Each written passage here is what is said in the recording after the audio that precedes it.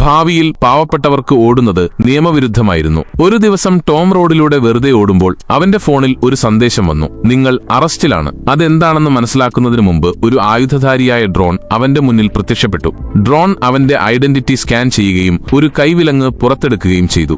അടുത്ത 5 സെക്കൻഡിനുള്ളിൽ ഇത് ധരിക്കാൻ അത് ആവശ്യപ്പെട്ടു. ടോം അതിനെ കബളിപ്പിക്കാൻ ശ്രമിച്ചു. പക്ഷേ സിസ്റ്റത്തിന് ഇതിനകമെല്ലാം അറിയാമായിരുന്നു. എന്നിട്ട് ഡ്രോൺ ഒരു ഇലക്ട്രിക് തോക്ക് പുറത്തെടുത്ത് അവനെ ഭീഷണിപ്പെടുത്തി. ടോമിന് മറ്റു വഴിയില്ലായിരുന്നു.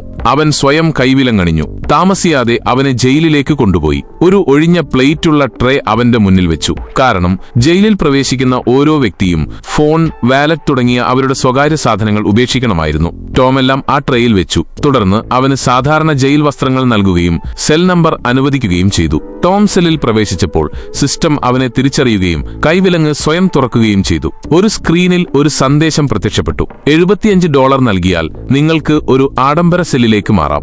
പക്ഷേ ടോമിന്റെ കയ്യിൽ പണമില്ലായിരുന്നു. അവനൊരു ലോയറിനെ ആവശ്യമുണ്ടായിരുന്നു. പക്ഷേ ഏറ്റവും വില കുറഞ്ഞ ലോയറിന് പോലും $10,000 ചിലവാകും. 7 ദിവസത്തിനുള്ളിൽ നിങ്ങളുടെ കുറ്റം ഏറ്റുപറഞ്ഞാൽ ശിക്ഷ കുറയ്ക്കാമെന്ന് സിസ്റ്റം അവനെ അറിയിച്ചു. അല്ലെങ്കിൽ 45 മുതൽ 47 വർഷം വരെ ജയിൽ ശിക്ഷ അനുഭവിക്കേണ്ടിവരും.